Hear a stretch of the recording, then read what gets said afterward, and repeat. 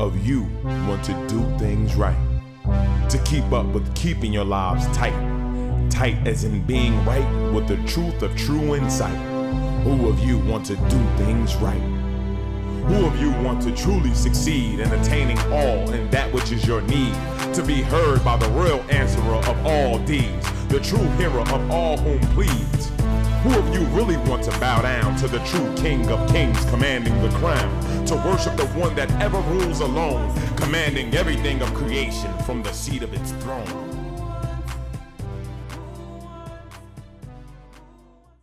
Okay, on a serious note, may I use this peace and blessing be within about your presence? Today, I want to speak about learning. Learning and how to learn. There's a thing with people not knowing how to learn.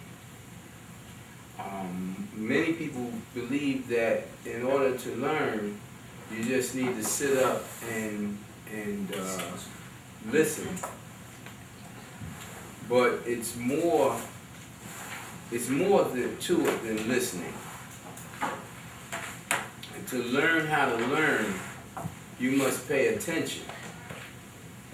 And in the root word of paying attention, you'll find tension and tense. Even though you got inattention, you spell it with the T, it's still the same thing. That's a trick with the English language. You have to listen to the words, and they may be spelled different, but there's an association of them. Now, in being tense and being under tension, that means you're stringent. So when you're in a situation and you're attempting to learn, if your mind is stringent and you're basing it upon what you're seeing and hearing and feeling, or what you're sensing by your perceptive being, then you learn by it. And in learning, you remember. Now, the actual fact of learning and remembering actually is a gift from the Lord El. It's a talent that's given to a person. Like when you came in here, it snatched my memory about your name away from me. And then it reminded me that I had forgotten everything, even my own name, at a time where it has never allowed me to forget it in 30 years. Okay? And that's because of that power of memory that it holds for me. And when I say hold for me, a lot of people don't realize, many people don't realize that your memory is not yours. You only call it your memory. What's contained in your mind? They say your mind is like a computer. That's what the scientists say. You have all these components that hold things and does things. Well, let's get to the core of that. You may have those physical things that they can identify with, because the way that the Lord El works, the originator of creation, the way that it works is it gives you things to identify with. That's part of the trials of your life. When you identify with something and you get involved in the illusions of that thing, and you may fall astray, even if it's subtle in your thinking, to believe that something is what it is not. Even though you have the apparatus, the reality of it is still El. The reality is that El is the one that gives you memory. El is the one that operates your brain.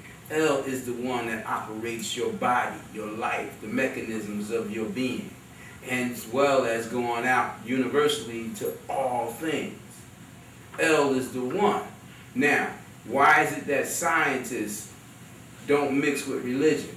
And the scientists are supposed to be the smartest human beings on earth, correct? In whatever field of science they're involved in, true? Supposed to be. But in reality, the scientists are the ones who go the furthest off into the illusions of the real. And then they go so far as saying, if I can't see it, then it is not. If I can't prove it, then I can't believe it. I don't care if I see a manifestation of something. If it can't be proven, then it must not be what I think it is, or what we proclaim it to be. You see? So they get lost in the illusion. That's why many scientists will clearly say to you without blinking an eye, there is no God. I don't believe in that there is anything above the mind of man. You know? And when it comes to angels and beings of the unseen realms, they don't deal with that. They don't deal with that. Now, for thousands of years, it may be tens or hundreds of thousands of years, we've been saying, and when I say we, I'm speaking about myself and the prophets, the angels of Allah, the messengers of Allah. Don't get confused and think that I call myself an angel, because I didn't. We've been saying that El is the reality unseen. It is the manifester of all that you see. It is the real that is in effect, the effector, the cause and the effector of all that you see, hear, or sense, by your sensory perceptive being. And it is all that you do not sense. Now the scientists, for who knows how long, have been saying that it don't exist. The physical manifestations of life is something that's more real than what these religionists have been talking about. But now all of a sudden, they're coming up with this thing they call black space. Dark space. It's the opposite of light. It's dark space. And you can't see it. It's a comedy. What they're trying to admit to is that there is something that's relative to everything. And it has order. And it has law that it lays out to all other things. And because of prophecy that they cannot deny in this day and time, they're trying to find a way to ease it in that these things exist. And now they're promoting that the scientists and the prophets must come together.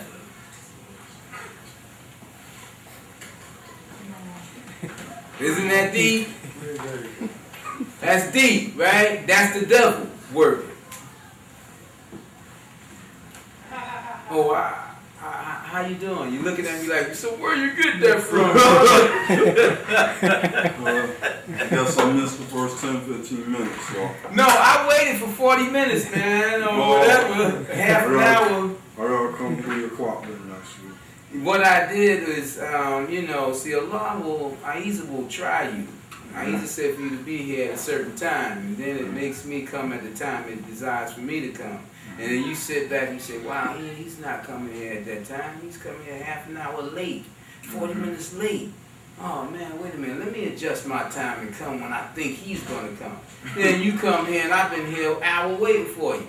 You say, oh, man, Dad, okay, I wonder what he's going to do next week. Well, all you do is come at the time you're told to be here. Because even though I might not be here, if A.H.A.D said for you to be here at a certain time, then it wants you here for whatever reason. It might want you to come out your house to show you something in the street somewhere before you get here. See, A.H.A.D is working everywhere in your life, not just here at a certain time. It's working everywhere in your life, at all places, at all times. That's that dark space they talk about. The unseen. So you didn't miss much with 5 minutes or so. Okay. And but all things is good. What we're talking about is learning how to learn. surrendering yourself to that unseen being, you have hope and you have faith. Some people will say, I hope the Lord hear me. You know, but I'm telling you, don't do that. That's wrong. Hope that you can hear the Lord, because the Lord absolutely hears everything and knows everything. So don't ever doubt whether the Lord, Lord L hears you. Trust me, it hears you. I don't know how it does it, but it does it. It knows everything at all times, and I'm going to tell you something. By my own experience, it has shown me in the capacity of my mind that I could handle how it hears everything that I could handle, knowing it hears, and showing me how it manifests and works with creation itself. You know? If it say to me, watch this here, I'm going to move this cloud. I'm going to command this cloud to move and form this shape. Watch this here. What can I say? Oh, that's not Allah. Because see, some people have written that if a man says Allah speaks to him, he's insane. He don't notice the angel speaking to him. Okay, so this great angel told me 30 years ago, whatever I say to you and show you, refer it to Allah. So that's what I'm doing. I'm not going to claim I know anything that them guys say or don't know or do know, but I'm claiming what it told me I better claim. And it said, I am Allah. I haven't been able to get over it to prove it wrong. You know what I'm saying? And I ain't stupid enough to try. Some people be stupid enough to say, well, let me see how great my mind is. I'm going to find out if this really is Allah. Well, I can't do that. But it has proven itself to be absolutely correct. And I have proven myself to be the one wrong on this end of the deal at different times. And steadily being corrected. And sometimes being corrected is painful. You know what I mean? You know how it is when you straighten out metal. You know, some people get heads hard as metal, right? Some like stone. You know, stone heads, you try to straighten them out, you break them. I'm like metal, man. You can bend me, man. It hurt. You burn me and reform me. It hurt. But I'm still there. I'm being taught. I'm still whole. You see? That's what I was telling you, brother Najib, about people making mistakes. You know, all men make mistakes, you know. We're created in a mistake. A mistake. I mean, it wasn't a right take, it was a mistake. Because if it wasn't, I would have came out perfect. We all would have, right? Who know what evil is? I just said it earlier. Who could tell me what evil is? Because see, they said we was created in evil. They say that in the Bible, right? Man was created in evil. Going against the will. Evil is an absence of being from the whole. The whole is perfect. The whole is the holy, the all, the infinite, the endless being of the supreme mind of creation. That's holy. That's perfect. Anything that breaks off from that, in other words, anything that's born in through the waters of creation, is born away from that wholeness in the higher realms of being. So, when we come down into the realms of creation, what do we need to do? We need to have reconciliation with that whole. We need to try to get back to the whole in our awareness of mind. You feel where I'm coming from? That's the great trial that's set for us. To try to get back in awareness. To try to get back to the unity, the unification of being a part of that whole. That's why prophets are called holy. Because it comes from the word whole. Wholeness. Okay? Now, that is a journey that's set down for every human being. Every human being don't take that journey, but it is a journey, it's a path of life that's set down for us. As soon as we're born and we call out the name of Allah, right? Allah, crying out. We're calling it for it. People say calling for his mother. They didn't say mother, and daddy. They said By your nature, you call for that which you've broken apart from. Now, by an experience that A.H.A.D gave me as a human being, as an infant or one who was yet to be born, it caused me to remember things that happened before I was born, in my mother's womb. It caused me to remember being born. It caused me to remember not wanting to be born, not wanting to leave that sack, because I felt so comfortable in my conversations with it, in my unity with it before I was born into this world. And when I was born into this world, the first thing I remember is crying out to it, saying, why? Why must I come here? Why do I have to leave you? Please. And I consciously remember struggling, trying to stay in the womb. And when I came out, the first thing I did was turn, and in my awareness, oh, you out here too? That was my first awareness. You're here too. And then I felt it being so vast out here that I was getting lost from it. And what actually was happening, I started noticing other things, other human beings, and these objects. So many things. And I lost sight of it, lost awareness of it. The day you was born, you was in your self-consciousness, or before you was born? Before I was born, I was in my self-awareness, in the consciousness of my self-awareness. The reason I asked you that is because for me, that didn't happen until I was about 4 years old. And for some people, they'll say, I do not believe you. How could that happen to you at 4 when it happened to me at 19? Because I'm quite sure there are people looking at this program and saying, I don't believe him. How did that happen for him? Well, when Jesus came out, they said he was talking in the cradle and he was giving wisdom. Now, how many Christians want to deny that? And they weren't even there. They just believe so firmly that they think they know. Like Muslims say, I love Muhammad. And I say, how can you love Muhammad when you didn't know Muhammad? You're a liar. How could you love Jesus when you didn't know Jesus? I love Allah because I know Allah. I love the thought of Muhammad and I love the thought of Jesus. I love my perception of them. But I didn't know them in this life like that. Now I love Joseph, the son of Jacob. He's my guardian angel. I know him. I experience him. I experience Gabriel. I know them. You can only love what you know, correct?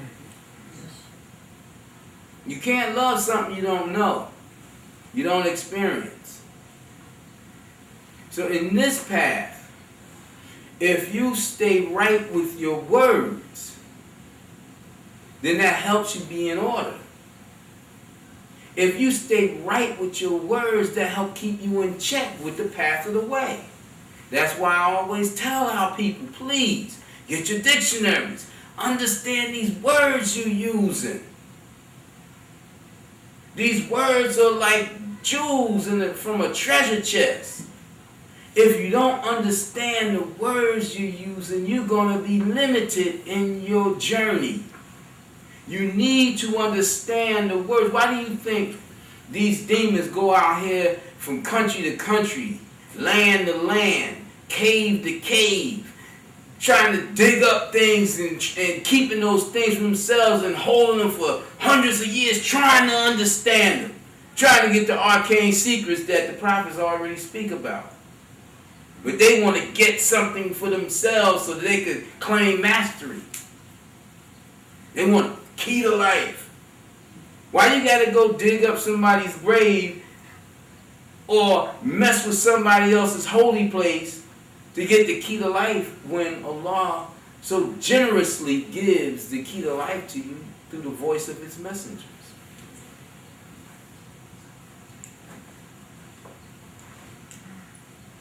Because people are doers of evil and they can't do but evil and try to justify it as good. Just like the people today coming on the history channels and what have you, and they feed people about these scientists, giving them all kind. I wonder the kind of degree they would give me. They give them all kind of degrees, man, PhDs and higher, whatever. These I don't know how to really classify them, but these super liars who play games, because the greatest of them always go to the brink of insanity, like Einstein, you know. But they want to take us and play with our minds so they can make us think that they're great. So now here they go, taking the arcane secrets. And I wonder if it got something to do with my book that they got. Because ever since it's been in the Library of Congress, I've been seeing things coming out, and sometimes in words almost verbatim. You know, it's funny. I had an encounter earlier this week, a couple of days ago. And one of the things that came up, we spoke about the Prophet Muhammad being the seal of the prophets. Okay. And the concept of the Noble Quran versus the Holy Quran came up. And the first thing I asked them, I spoke to them, well, there's a difference between the word holy and noble. That right there changes the whole purpose of that book. The concept. Right. Once you change the title, you can change it. The word Quran stays the same. Right. But what people don't understand is if you research what the word Quran means, it simply means recitation. That which is to be recited. That which is to be recited. That means verbatim, regurgitated, as it was given. Right. So anyone who has corrupted it from the beginning, just as they corrupted the Bible, they are doers of evil. Yes. And anyone that promotes that, if they're conscious, like I told the brother, we have to be careful because, like Jesus said, woe unto the scribes and the Pharisees and the false teachers. You know the truth, but you forget the weightier things because you want to heap all this on people, things that you yourself could not bear.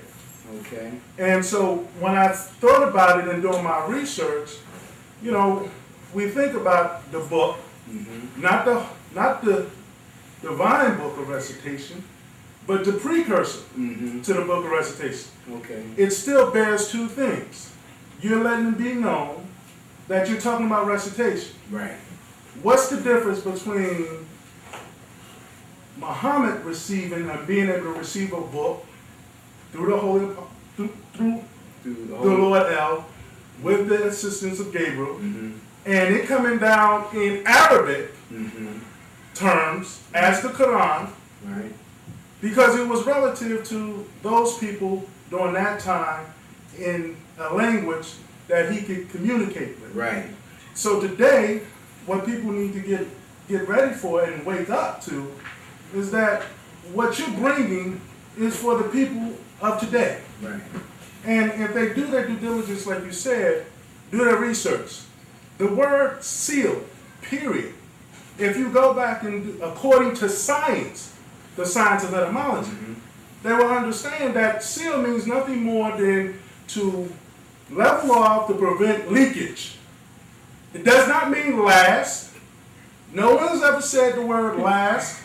It's not even translated as last, coming from the Arabic term. Whatever the Arabic term, no one said last. It means to keep from leaking. Everything that's in there and nothing from entering. That's right. Not supposed to be there. There you go. And that was a message to them. That was to let them know, if you mess this up, it's going to come a time where you're going to lose the grace that Allah has brought upon you and your people. So who was this you were speaking to? A young man that I'm going to, I've agreed to come back to him at a later date because I found out that he is aware of you. Okay, there's a lot of people aware. Well, but see, the thing is, like you said, I grew up in a similar environment. Mm-hmm. And, you know, I've heard some of the threats about people wanting to chop your head off and things. But see, they don't know where you're coming from. I know. And so... And I look into the face of death and I laugh. Right. Right. But see, the thing is, when you come in... I got that from TV. But when you come in a spirit of truth, and a spirit of purity, love, truth, freedom, and trying to do the things, you know, that the Lord El brings, he finds a way to like you said earlier, you pretty much said the Lord speaks to us through prophets. Right. That's similar to another philosophy. Allah speaks to man through man. Right. And so when we understand what that means, you know, he's coming down with you, through you, right, for the people of the day. Right. And it's consistent with not just the holy book that was given to the Arabs or Muhammad's people during that time. It's for our people too. And it's for the Christian.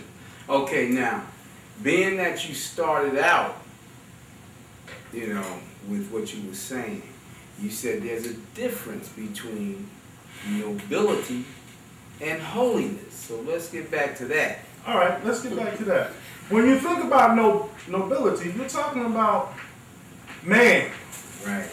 You're talking about a standard that was established by man for man to demonstrate recognition and distinction between the common class and the aristocrat, Right. the higher class. Right. Because to whom much is given, So much is respected. why, in your estimation, why would the Muslims who believe supposedly in the path of Muhammad, and I like to indicate that because we got Muslims that believe in the path of Joseph, of Moses, Israel, many different prophets. Why is it that they would fall? And when I say fall, I mean fall. I want to stipulate or, really express. Fall to that level where they would take the Holy Quran down to a level of nobleness. Well, again, it goes back to what you said. First off, the one thing we have to be mindful of, like you said earlier, the gifts of understanding are the treasures of Allah. When you endeavor to neglect or get over on handling your responsibilities, you are turned in a path of mistakes and unfortunate circumstances. Okay, let's take it a little deeper. Let's get more to truth. All right. How about there's some people, some institution of the Antichrist, The one-eyed Dajjal, Gog and Magog, the descendants of Gog and Magog, who purposefully